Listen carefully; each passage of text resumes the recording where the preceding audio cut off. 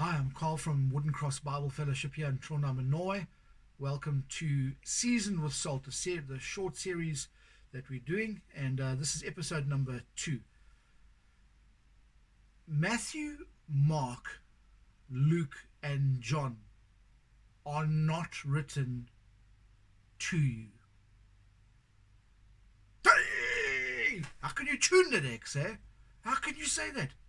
Well, here are 3 points to consider when you're digesting what you've just heard. Number 1, if you go back to Genesis chapter, I think it's chapter 11, verse 9, and you compare that with Romans chapter 1 from verse 18 through 32, you can see that God gave them up.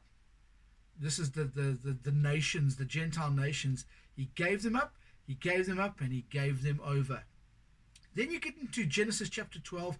God calls Abraham out. We're going to say Abraham. You know, I know there was Abram, then he became Abraham, but God calls Abraham out of Ur the Chaldees, and he separates Abraham, and God does something completely different there. So there you have the Abrahamic covenant is given in Genesis chapter 12, you know, in those opening few verses. You've got to get that. You've got to see that. You've got to understand that. Now take that a little bit further. If you go across to Ephesians chapter 2, right, and it's somewhere in verses 11 and 12, the Apostle Paul speaks about the uncircumcision and the circumcision. Now the fact of the matter is, you and I, there's the uncircumcision and the circumcision. Hey man, we were on the bad end of the deal. We were the nations that God gave them over. We are not Israel. And when Jesus Christ, our Lord Jesus Christ, when he was in his earthly ministry, he came for the house of Israel. Just read honestly, or take an honest read of Matthew, Mark, Luke, and John. You can see that the Gentiles were always meant to be blessed in the Abrahamic covenant, but the middle wall of partition was up. Now here's my last point.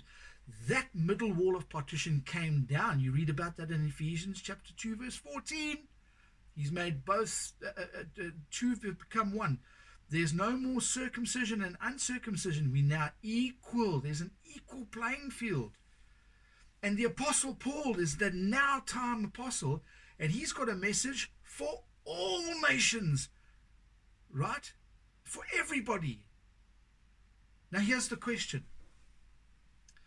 Does your pastor preach from Matthew, Mark, Luke, and John, and preach the kingdom, the gospel of the kingdom to you, and hoping to save you, and to give you your doctrine from Israel's program? Think about it. Till we catch up in episode chapter number 3. You take care, and Maranatha.